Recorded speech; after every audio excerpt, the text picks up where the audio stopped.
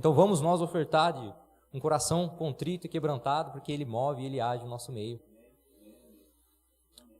Irmãos, a mensagem de hoje eu vou trazer bastante texto. Vocês não precisam se preocupar em... Espera lá. Vocês não precisam se preocupar em decorar, em memorizar. Vai ter PDF. Creio que a mensagem vai estar no YouTube. Mas eu preciso pedir um favor para vocês. Mantenham-se no Espírito. Corpo, mente e alma, porque o Espírito Santo ele vai bradar aqui. Às vezes nós vemos a casa um pouco vazia e nos entristecemos, mas a mensagem de hoje é justamente para quem está aqui. O culto de hoje fomos nós selecionados a dedos pelo Espírito Santo para prestar a Ele. O que eu quero conversar com vocês, irmãos, é o problema da humanidade. Não precisa ser muito inteligente, ter um doutorado, basta apenas uma observação simples, porém profunda, e nós vamos ver e reconhecer que o mundo tem um problema. Grandes mentes, filósofos se empenharam para tentar descobrir qual foi e qual é esse problema. Um deles, eu não sei se é assim que se pronuncia corretamente, é o Jean-Jacques Rousseau. Ele diz que o homem, ele nasce bom, mas a sociedade o corrompe. Quem aqui já ouviu isso? Normalmente quando nós estudamos para o Enem, cai essa matéria aqui. Ele diz que o homem, ele nasce bom, mas o problema está na sociedade. Thomas Hobbes diz assim: o homem nasce mal e só é bom quando lhe convém. Então essas mentes pensantes, tentando compreender qual é o problema da humanidade, começaram e investiram às vezes sua vida toda sobre isso. Mas eu estou aqui para te dizer uma coisa, irmãos. O verdadeiro problema, sabe qual é? Sou eu e sou você. Sabe qual é o problema? O problema é que você nasceu. O problema é que eu nasci. A partir do momento que eu nasci, eu sou um potencial problemático para a humanidade e para a sociedade. E quem diz isso não é a minha pessoa. Quem diz isso é o próprio Senhor. O que eu quero conversar com vocês, irmãos, se nós sairmos daqui com uma compreensão do final da mensagem, não importa os textos que eu li, mas se o Espírito tocar no seu coração, eu creio que a partir daqui, de hoje, nós podemos ser um quebra-cabeça a mais para mudar esse problema. Salmos 51:5 diz: sei que sou pecador desde que nasci, sim, desde que me concebeu minha mãe. Salmos 58:3: os perversos são pecadores desde o ventre materno, mentem e se corrompem desde o nascimento. Eclesiastes 7:20: todavia, não há um justo na terra, ninguém que pratique o bem e nunca peque. Ficou claro que o problema sou eu e o problema é você? Quando nós reconhecemos que eu nasci com este problema, já demos mais da metade de um passo. Adão não reconheceu o problema dele da queda lá no Éden. O que ele fez? Culpou terceiros. Quando você foge, quando você corre da sua responsabilidade, você não se transforma, porque o reino de Deus tem os princípios, e um dos princípios é uma aceitação para uma transformação. Para eu sofrer a transformação, primeiro eu tenho que aceitar. Só que o diabo reluta para que você não aceite a verdade que o próprio Deus disse, de que você não presta. Romanos capítulo 5, versículo 12 diz o seguinte: portanto, assim como por um só homem entrou o pecado no mundo, e pelo pecado veio a morte, assim também a morte passou a toda a humanidade, porque todos pecaram. O que Deus está dizendo para nós, irmãos? Lá no Éden, quando o Senhor colocou Adão e Eva, Ele começou fazendo a sua criação, e olhava as aves dos céus, e dizia: multiplique-se conforme a sua espécie. E olhou os animais da terra e ordenou: multipliquem-se conforme a tua espécie. E olhou os animais marinhos, peixes, e disse: multiplica-se conforme a tua espécie. Então olhou para Adão e Eva e diga: multiplique-se conforme a tua espécie. Adão, ele é um cabeça de raça. Adão, ele é o molde de que Deus colocou no mundo. A partir dele viriam todos. O problema é que Adão se multiplicou depois do pecado. Então, o molde perfeito que Deus fez, com seu livre-arbítrio, ele ficou deteriorado. Então, a partir daquele momento em que o molde perfeito do Senhor se corrompeu, tudo o que sair dessa linha de produção vai sair com o mesmo formato, o formato do pecado, o formato da impiedade, porque há uma ordem divina para o Senhor. E o Senhor disse a Adão: multiplique-se conforme a sua espécie. Então criou-se uma humanidade pecaminosa.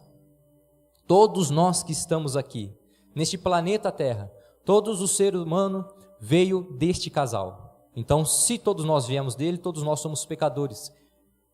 Parece um pouco injusto herdar um pecado da qual não fiz nada. Mas a graça do Senhor transborda ainda mais quando nós entendemos quem é Cristo. Compreendendo que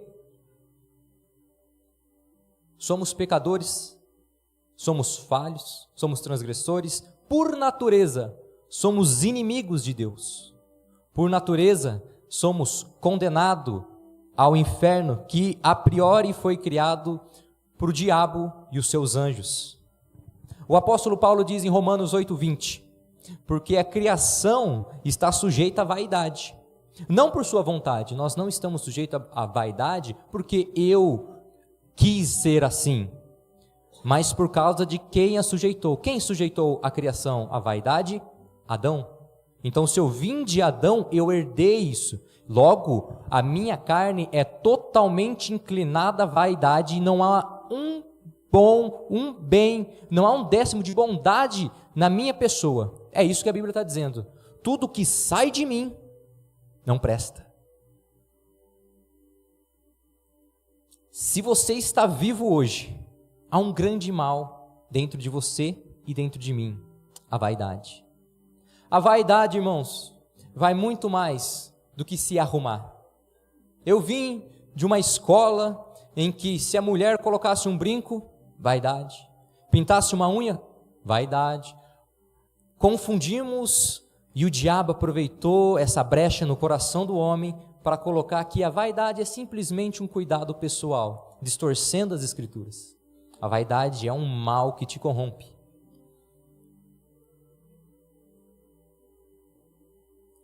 Compreendendo, irmãos, que somos falhos, somos descendentes de Adão, não temos bondade nenhuma nisso, nós nos sujeitamos automaticamente à vaidade.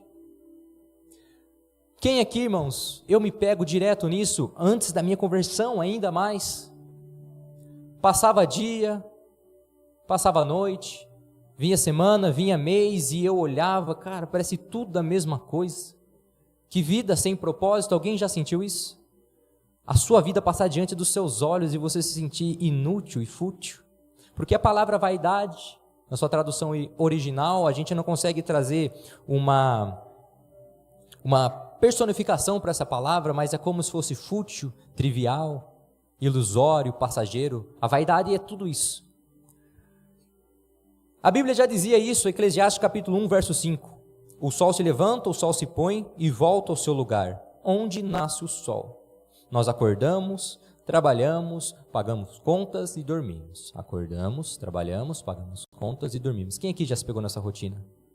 Quem aqui já se pegou? A minha vida está se passando diante dos meus olhos e eu não estou sentindo nada de produtivo. Então, da vaidade da vida, da vaidade da rotina, nós caímos para a vaidade dos prazeres. Afinal de contas, quando nós temos esse insight, esse toque, ei, a sua vida está passando, que nós pensamos? Preciso fazer algo, não é? Pô, se minha vida está passando, eu tenho que curtir ela, eu tenho que aproveitar essa minha vida. E foi isso que Salomão fez. Eclesiastes capítulo 2, do verso 1 a 11, eu gostaria que os irmãos me acompanhassem, eu vou pedir para projetar, por gentileza, para nós lermos num só texto, numa só concordância. Lembrando que há uma construção no livro de Eclesiastes. Ele começou primeiro falando da vaidade do dia, da vida. Dia vai, dia vem, o sol nasce, o sol se põe, a lua nasce, a lua se põe. Então ele viu, se minha vida está passando diante dos meus olhos, eu preciso fazer algo para aproveitar essa minha vida, porque afinal de contas, em um momento eu vou morrer. E ele disse assim: eu disse a mim mesmo, vamos, prove a alegria, procure ser feliz, mas também isso era vaidade. Concluí que o riso é tolice e que a alegria não serve para nada.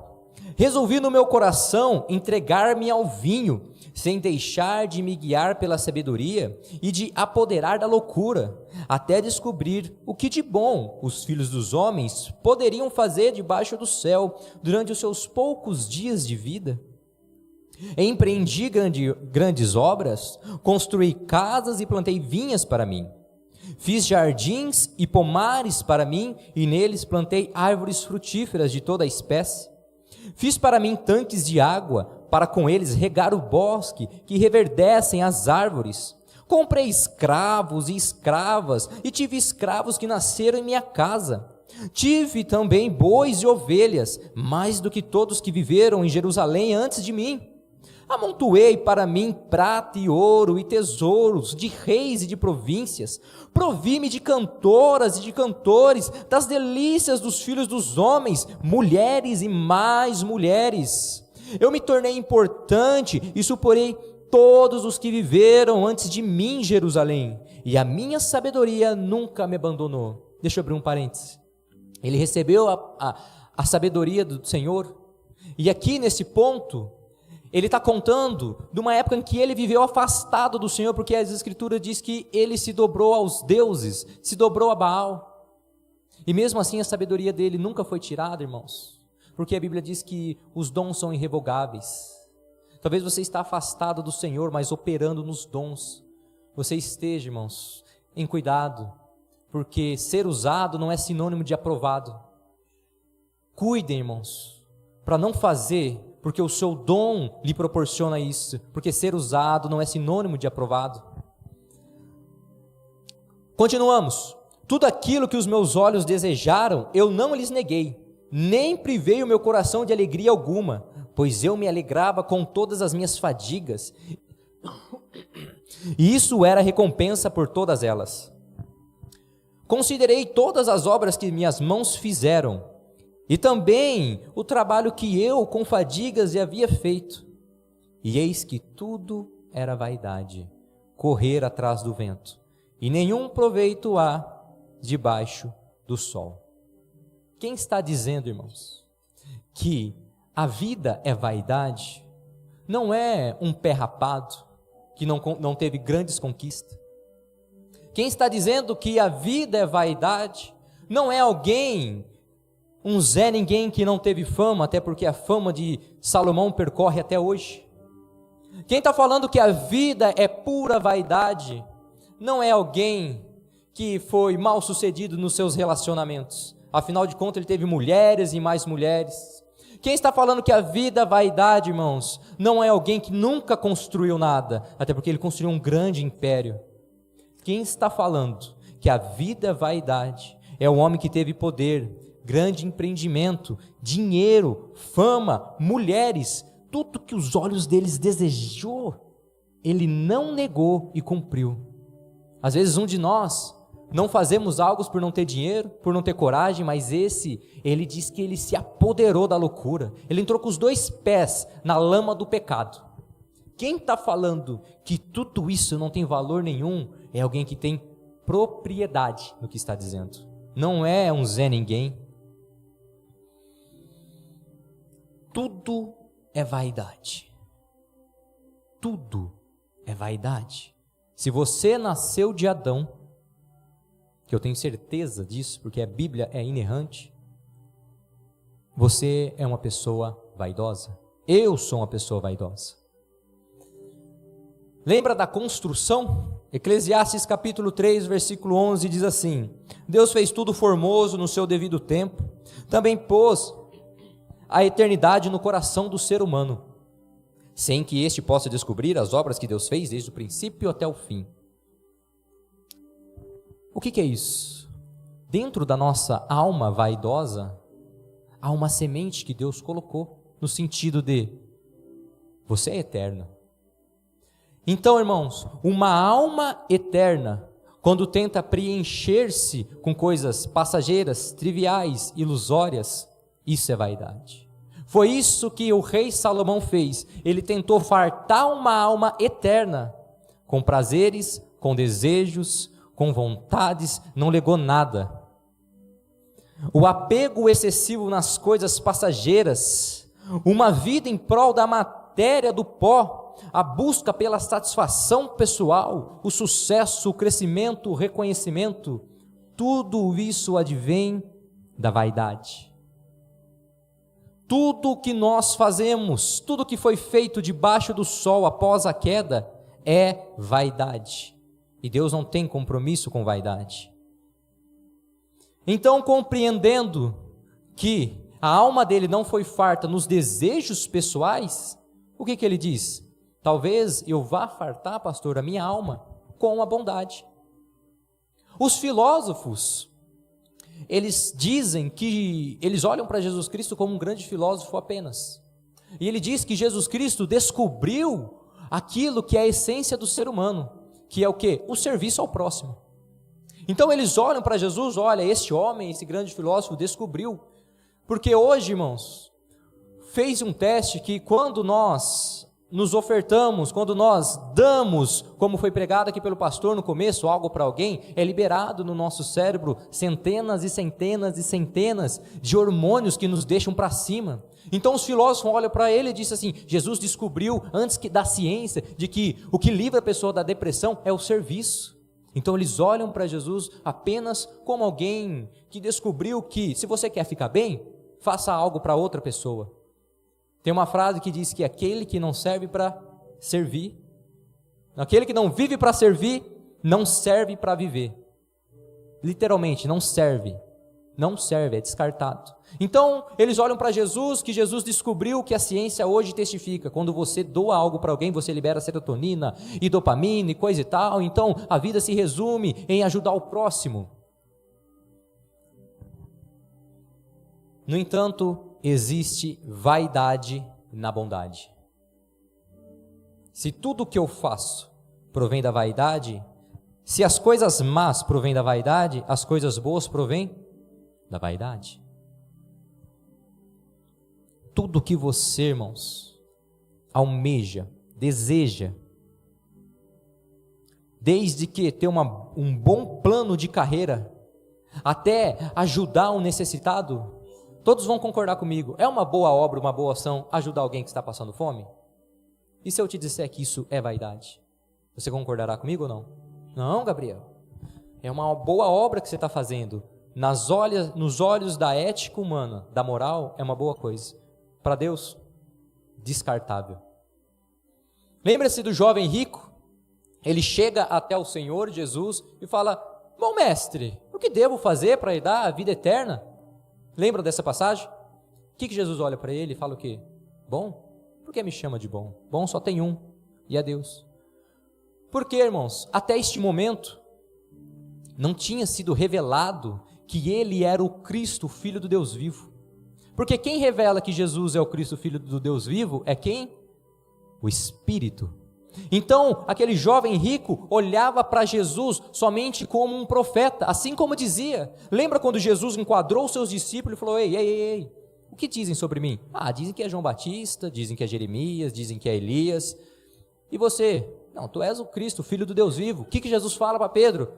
Simão, não foi carne e nem sangue que revelou isso para você, mas quem? O Pai, o Espírito que está no céu. O que isso quer dizer? Até aquele momento, enquanto não houve a revelação de quem Jesus é, aquele jovem rico olhou Jesus como mais um profeta, olhou Jesus como mais um enviado do Senhor, sendo que ele é o profeta, sendo que ele é o Messias, sendo que ele é o Cristo.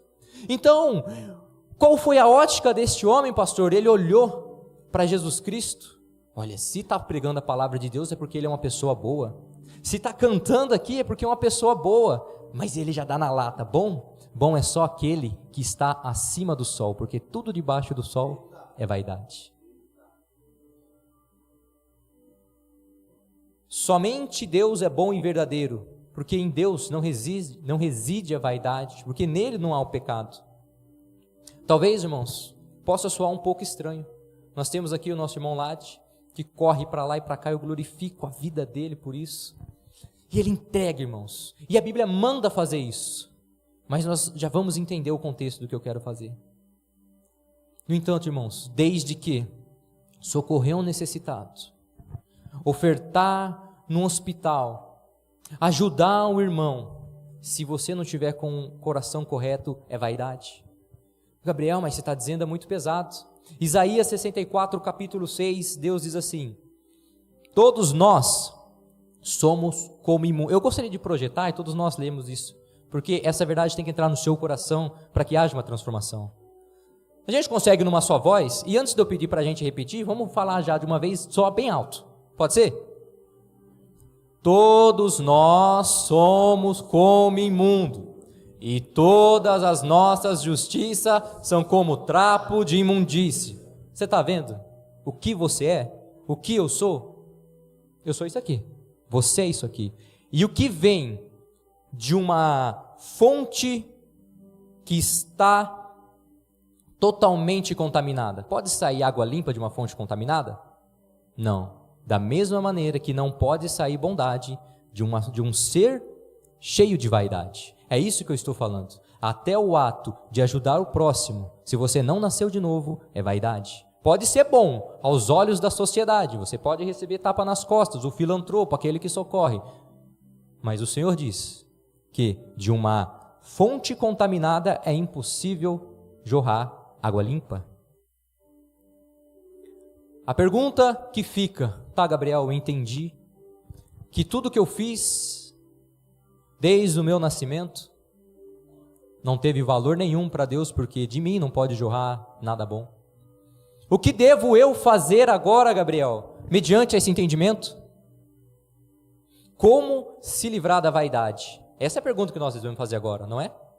Se a criação está sujeita à vaidade, o que eu devo fazer para me livrar dela? Eu devo orar, eu devo rezar 100 Pai Nossos? Eu devo rezar 100 Ave Marias? Eu devo pagar uma penitência? Não. Jesus, ele fala para Nicodemos, o que ele tem que fazer? Você tem que nascer de novo. Porque aquele que é nascido da carne é carne, mas aquele que é nascido do Espírito é Espírito. Eu vou falar de novo. Aquele que é nascido da carne é carne. Lembra de Adão, o cabeça de raça que reproduziu todos os seres humanos? Isso aqui, ó, quem nasceu daqui é carne, é vaidoso, está fadado ao inferno. Mas aqui entra um outro cabeça de raça, na semelhança de Adão. Por gentileza, 1 Coríntios capítulo 15, 45. Muito bom, meu irmão. Acho que é do 42 ao 45, por gentileza. 1 Coríntios capítulo 15, do 42 ao 45. Próximo, por gentileza, falei errado. Próximo. Meus parabéns, menino, era isso mesmo. Vamos lá. Pois assim está escrito, o primeiro homem, Adão, se tornou um ser vivente, mas o último homem é o quê? Quem que é o último homem? Jesus. Adão, o cabeça de raça, todo que nasceu daqui é pecaminoso. O último homem, um ser vivificante, Jesus. Próximo, por gentileza. O que vem primeiro não é o espiritual, e sim o natural. Depois vem o espiritual. Próximo. O primeiro homem é formado do pó da terra, é terreno. O segundo homem é o homem do céu. Já falou, aqui é Jesus. Romanos capítulo 5, a partir do 12, por gentileza. Vamos entender um pouco mais disso, irmão. Se você quer se livrar da vaidade, nós precisamos entender isso. Próximo, por gentileza, nós já lemos esse. Porque antes da lei ser dada, não havia pecado no mundo, mas o pecado não é levado em conta quanto não há lei. Próximo. No entanto, a morte reinou desde Adão até Moisés, porque aqui foi dado a lei. Mesmo sobre aqueles que não pecaram, a semelhança da transgressão de Adão, o qual prefigurava o que havia de vir. Por que prefigurava? Porque Adão era um cabeça de raça. Quando fala prefigurava, no grego ali é typos, um tipo, alguém que aponta o caminho, alguém que é semelhante ao outro. Adão, cabeça de raça, matriz reprodutora, reproduziu homens pecaminosos, mas ele prefigurava um Adão, um cabeça de raça, que se aqui gerou morte, o Espírito do céu vai gerar vida. Próximo. Ô louco, vamos lá. Esse entendimento, irmãos, é necessário para o nosso conhecimento. Mas o dom gratuito não é como ofensa, porque se muitos morreram pela ofensa de um, muito mais a graça de Deus e o dom pela graça de um só homem, Jesus Cristo, foram abundantes sobre muito. O que a Bíblia está dizendo? Que se aqui todo mundo pecou, mesmo sem querer, alguém queria ter pecado na semelhança de Adão? Alguém queria ser condenado para o inferno? Alguém queria ser inimigo de Deus? Alguém acorda e fala, hoje eu vou ser inimigo de Deus? Não. Mas ele está falando assim, mesmo aqui, onde vocês não escolheram, por causa do pecado de um, ele diz aqui, por causa da justiça e da vitória de um, todos vocês foram livres da vaidade. Você quer livrar-se da vaidade? É necessário nascer de novo. O novo nascimento, irmãos, é o cerne do Evangelho. Quando João Batista aponta para Jesus, o que ele fala? Eis o Cordeiro de Deus que tira o quê? É os pecado. Por quê? O no singular. Porque Jesus não veio trabalhar comportamento, irmãos, e nós vamos falar sobre isso. Jesus veio na raiz. Qual que é a raiz? Você é vaidoso, você não presta, você foi sujeito a essa condição, porque Adão pecou lá. Mas ele diz que aqueles que creem em mim terão seu espírito regenerado e conseguirão lutar contra essa vaidade. Quem nasceu segundo a carne é totalmente sujeito à vaidade. Agora, quem nasceu do Espírito tem o poder de refrear a vaidade. Não é porque você nasceu de novo que todas as suas obras agora são puras e justas. Negativo. O problema daqui é que tudo que ele fez veio da vaidade, do pecado. Agora aqui, que você nasceu de novo, não quer dizer que todas as suas obras serão boas, quer dizer que Jesus Cristo lhe concedeu o Espírito Santo para que através do Espírito Santo você possa fazer boas obras diante do Pai. Porque quem é nascido da carne é carne, mas quem é nascido do Espírito é Espírito. Mateus 9, 16 e 17. Ninguém põe remendo de pano novo em roupa velha, porque o remendo tira um pedaço de roupa e o buraco fica ainda maior. Nem se põe vinho novo em odres velhos, porque se alguém fizer isso, os odres se rompem, o vinho se derrama e os odres se perdem. Mas se põe vinho em novos odres, e ambos se conservam. Odre aqui, irmãos, é um recipiente. É como se fosse uma cambuca, lá daquela época. Então, eles não colocavam vinho novo em odres velhos, porque o couro ele podia romper. Então, você perdia tanto o odre quanto o produto. Essa passagem, quando você vai se aprofundando nas Escrituras por completo, você entende o que Jesus quis dizer. Porque lá em de João 14 a João 16, que ele está falando para o discípulo que um dia virá o Consolador, e o Consolador vos faria lembrar de tudo que Jesus disse, e que o Consolador faria eles entender aquilo que Jesus disse. Jesus, ele sempre falou por parábolas, por enigmas. Mas por quê? Em algumas coisas Jesus ficou claro, mas em outras foram parábolas e enigmas. Lá no livro de Provérbios, Deus fala através do Salomão que ele disse que a glória de Deus é ocultar as suas coisas, mas a glória dos reis é investigá-la. Como assim? Resumindo, Deus não gosta de crente preguiçoso. É isso. Você quer desfrutar de Deus? Não seja preguiçoso. Aliás, Deus não tem compromisso com pessoas preguiçosas e negligentes. Então vamos prescrutar a mente. Quando você abrir isso aqui, irmãos, por favor, não leia assim, tudo Tudo tem seu tempo determinado, há um tempo para o propósito. Fiz o meu devocional, li 2 capítulos. Não, irmão, você tem que garimpar isso aqui. Você tem que procurar. O que o Senhor quer falar? O que o Senhor quer bradar? Qual que é a revelação? Eu quero ler além da letra. Eu quero entender a sua mente, Senhor. Isso aqui, irmãos, você compreende a mente do Senhor. Então vamos lá explicar essa parábola. Jesus, ele fala de 2 coisas: vestes e odres. Hoje, o nosso contexto, se nós abrirmos o guarda-roupa, todos nós temos as peças que queremos, não é? Mas naquela época, irmãos, não tinha essa variedade de roupa que temos hoje. Então, se alguém estava com uma roupa velha, imunda, rasgada, porque afinal de contas, essa pessoa usava a roupa o mês, a vida toda, até trocar, aquela roupa estava totalmente deteriorada. Então, se eu chegasse em você, Johnny, e falar: Johnny, eu estou com uma veste sobrando, irmão, você quer? Senhor, não, na verdade, só está rasgado aqui no joelho, você me dá esse pedacinho? Alguém ia fazer isso? Ô, meu irmão, claro, me dá tudo aqui. O que Jesus está dizendo é o quê? Que ninguém pode, irmãos, olhar para o Evangelho de Jesus Cristo e pegar um pedaço que lhe convém. Senhor, eu preciso de uma cura, e eu fiquei sabendo que o Deus dos crentes cura, e é verdade, cura ou não cura? Então eu vou lá, vou pegar esse pedacinho aqui e vou colar em mim. Vai chegar um momento que, conforme você vai andando, segundo o que Jesus disse, vai o quê? Vai desfazer. Eu fiquei sabendo que os Deus dos crentes prospera e abre porta. É verdade ou não? Então eu vou lá e vou pegar a prosperidade. Eu só preciso da prosperidade. Jesus está dizendo que comigo não é barganha. Deus, ele não está aqui para pegar um décimo da sua parte. Deus quer para você por completo. Ele quer trocar suas vestes velhas de vaidade, de pecado, e te vestir com uma veste de santidade, de uma veste de respeito nos céus. Eu vejo, meus irmãos, que Jesus está falando de vestes e estruturas.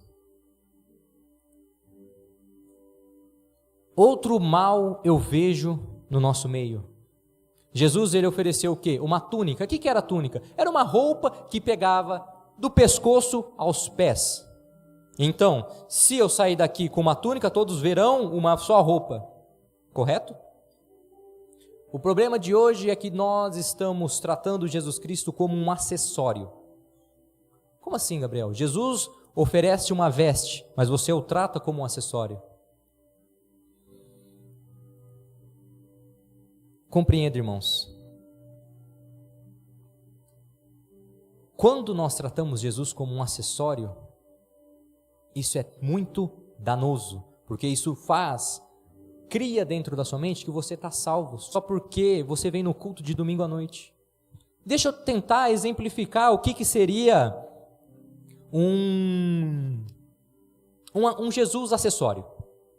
Eu não sei se vou conseguir explicar, mas se esforço para tentar entender. Quando alguém diz para mim que não tem tempo para alguma coisa, eu fico imaginando, será que essa pessoa tem só 8 horas no seu dia? Não. Todos nós temos as mesmas 24 horas. Quando alguém fala que não tem tempo, logo eu imagino que tal atividade para a pessoa não é prioridade, correto? Se todos nós temos as mesmas 24 horas e você não tem tempo para tal determinada tarefa, é porque isso não é prioridade na sua vida. Então, quando nós conversamos com alguém, isso aqui eu vou dar um exemplo. Se alguém for o exemplo que eu estou falando, por favor, não leve para o coração, irmãos. Você chega para a pessoa e diz assim: olha, irmãos, quem é você? E a pessoa começa: olha, eu sou mecânico, eu sou o melhor mecânico da cidade, eu sou um pai, eu tenho uma filha linda, eu tenho uma empresa que, glória a Deus, está bombando, eu também sou um atleta, e sou crente. Pô, verdade. Você entendeu? Isso é um acessório na vida da pessoa. Eu sou tudo isso, e se der tempo, um cultozinho eu pego ali do sábado, 7 horas, não sei, né? Se não tiver churrasco com a galera, eu vou no culto. Jesus é um acessório. E o problema disso, irmãos, é que o diabo está soprando na sua mente, se você faz isso, que você está salvo. Lembra-se, o que Jesus falou? Se você quer ser meu discípulo, tem um punhado de coisa para você fazer, querido. Não está achando que é só bem bom, não. Outro mal que eu vejo, irmãos. Agora eu vou falar de uma maneira Falei de vestes. Vestes, se a gente olhar em toda a Bíblia, quer dizer, representa santidade, representa mudança, transformação. Mas vamos lá para os odres. O que Jesus está querendo dizer com odres? Nós sabemos que um dos símbolos do Espírito Santo é o vinho, correto? Vinho, alegria, óleo, representação, no sentido figurado do Espírito Santo, todos nós já sabemos disso. E o que ele está dizendo? Que não se coloca vinho em odres novos. Em odres velhos. Imagina que Deus, a vontade de Deus é que todos tenham o Espírito dele, correto? É isso que a Bíblia fala. Mas ele não pode derramar o Espírito sobre um odre velho que nasceu da carne. É necessário derramar o Espírito se você nasceu de novo, porque você não vai suportar. O que ele está dizendo, irmão? Se você não nascer de novo, você não tem o Espírito Santo. Se você faz Jesus de acessório, você não nasceu de novo. Se você só quer um pedacinho daquilo que lhe aprovém do Evangelho, você não nasceu de novo. E se você não nasceu de novo, você é alguém sujeito à vaidade. Esse é um grande mal que eu vejo. Agora eu vou dar um exemplo que quem já trabalhou com obra, pedreiro, servente, engenheiro, vai compreender o que eu estou dizendo. Ayrton, você que é um engenheiro, se eu não fizer coluna e alicerce, a parede que eu levantar, ela vai ficar de pé? Ela vai cair. Imagine, irmãos. Entra comigo nessa. Vamos lá, vocês têm que me ajudar na sua criatividade. Imagina que o odre, o recipiente, são as colunas de uma casa, são os alicerces. Imagine que as vestes que Jesus está falando são a parede. A parede tem seu lado exterior e seu lado interior. Eu posso pintar a parede exterior e deixá-la bela, bonita, não posso? Mas a parede do lado interior é só eu e Deus que sabemos. Compreenda, tem pessoas que pegam a veste e esquecem da estrutura. Como assim, Gabriel? Não estou entendendo. As pessoas vêm na igreja, pastor, e começam a se amoldar em algumas coisas, porque nós somos moldáveis conforme nós vamos nos relacionando.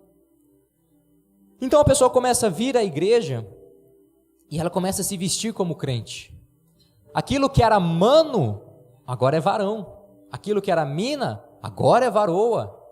Então eu começo a me amoldar ao lugar que eu estou. Aquilo, irmãos, que você carrega dentro de si é muito poderoso. Então eu começo a me amoldar no meio, no ambiente que eu vivo. Então eu acho que eu nasci de novo, pastor, porque eu vim aqui na frente, quando o pastor fez o apelo, eu ergui a mão e repeti a oração de Jesus. Não, agora eu nasci de novo porque eu fiz isso. Então eu acho que eu nasci de novo porque eu me batizei. Agora eu me batizei e garanti mais ainda. Se ali eu dei um passinho, aqui eu dei 2. Não, agora eu estou com os 2 pés dentro do céu. Eu acho que eu nasci de novo porque eu me tornei membro da igreja. As pessoas acham que nasceu de novo porque agora tem um serviço dentro da igreja, porque agora é um diácono, porque agora serve, porque agora ajuda. A pessoa acha que nasceu de novo porque oferta e dizima. A pessoa acha que nasceu de novo porque toma a ceia. Como assim?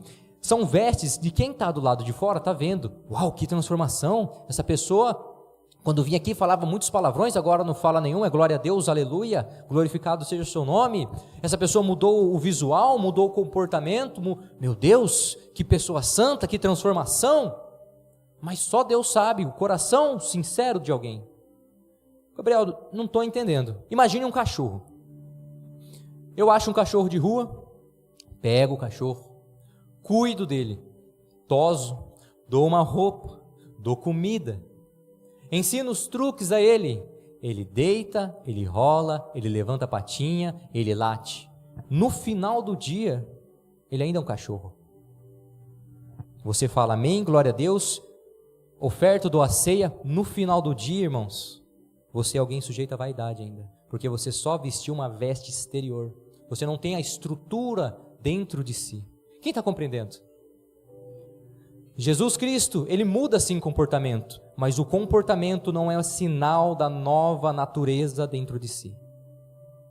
Jesus Cristo, ele veio te dar uma essência diferente. através do Espírito Santo. E nós, com a natureza carnal, não podemos receber o Espírito Santo. Então ele me dá odres, ele me dá uma estrutura espiritual para que o Espírito Santo possa assentar em meu espírito e começar a me transformar de glória em glória na imagem do unigênito do Filho.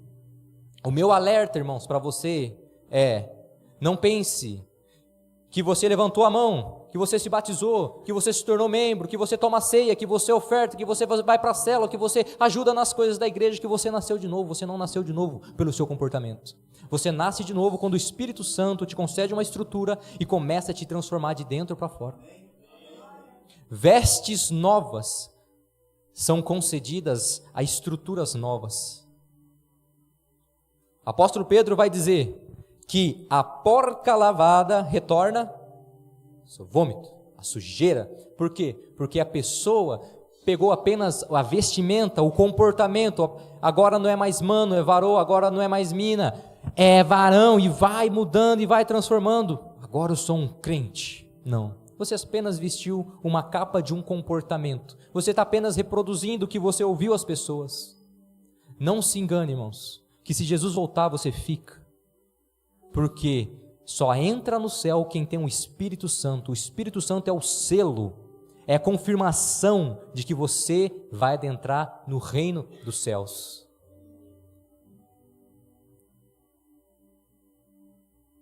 Todos esses rituais que nós fazemos aqui, se você não nasceu de novo, irmãos, é mera religiosidade. E Deus não tem compromisso com religiosos. Deus não tem compromisso com quem bate cartão na igreja. Deus não tem compromisso porque você está todos os dias servindo, ajudando, tomando a ceia, ofertando. Deus não tem compromisso com o seu comportamento. Deus tem um compromisso com a sua estrutura onde ninguém vê. Deus tem um compromisso com o odre velho, o odre novo que Ele colocou dentro da sua vida, irmãos.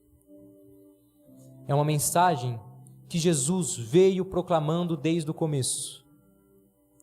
Tudo aquilo que você faz sem nascer de novo, seja bom, seja mal, para Deus não tem nenhum valor. Não se engane dentro do seu coração que você é uma pessoa boa porque você ajuda a senhora a atravessar a rua. Não se engane no seu coração porque você oferta na vida de missionários. Se você nasceu de novo, irmãos, lá no grande dia, Jesus vai falar uma palavrinha para você. Aliás, uma frase: apartai-vos de mim que eu não te conheço. Senhor, mas eu falo como crente, eu ando como crente, eu quebro a asa como um crente no reteté. Senhor, eu até falo em línguas. Não te conheço. Cadê meu espírito em você? Cadê o consolador? Cadê a confirmação do meu selo na sua vida? Eu não tenho compromisso com religiosos, não tenho compromisso com pessoas preguiçosas. Aparta de mim. E eu não quero ouvir isso.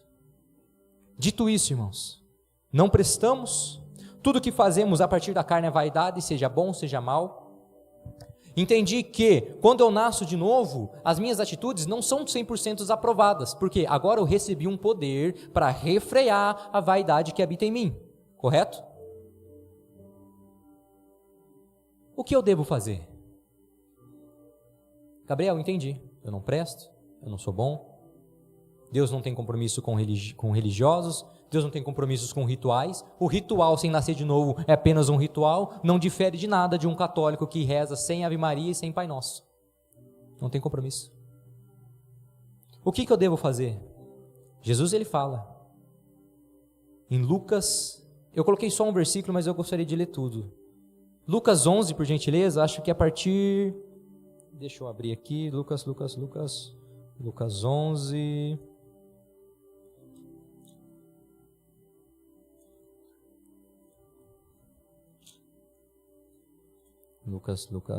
11.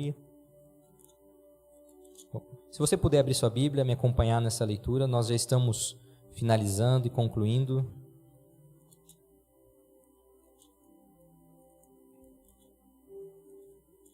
Lucas 11, a partir do 9.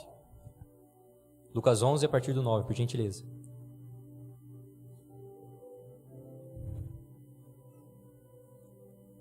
Todos encontraram? Palavras de Jesus Cristo, nosso Senhor e Salvador, que nele podemos confiar 100%, nele não há variação de mudança, nele não há mentira. Tudo que ele fala é verdade, nele não há engano. Por isso digo a vocês, peçam e lhes será dado, busquem e acharão, batam e a porta será aberta para vocês. Pois todo aquele que pede, recebe, e o que busca, encontra, e a quem bate, a porta será aberta. Quem de vocês, sendo pai, daria uma cobra ao filho que lhe pede um peixe? Ou daria um escorpião ao filho que lhe pede um ovo? Ora, se vocês que são maus, sabem dar boas coisas, boas dádivas aos seus filhos, quanto mais o Pai Celeste dará o Espírito Santo ao que lhe pedirem. Você quer nascer de novo? É só pedir o Espírito Santo com fé. Você não tem que pagar nada, o preço já está pago lá na cruz do Calvário. Você não tem que sacrificar nada, você não tem que fazer penitência, fazer promessa, pagar voto. Você tem que pedir o Espírito Santo com fé, com convicção. Talvez você fale, Gabriel, eu tenho um problema com fé. Você não é o primeiro. Quando um homem lá na Bíblia diz que vai levar o seu filho para os discípulos expulsarem os demônios e eles não conseguem, Jesus chega e fala o seguinte: você tem fé? Ele fala, Senhor, eu tenho fé.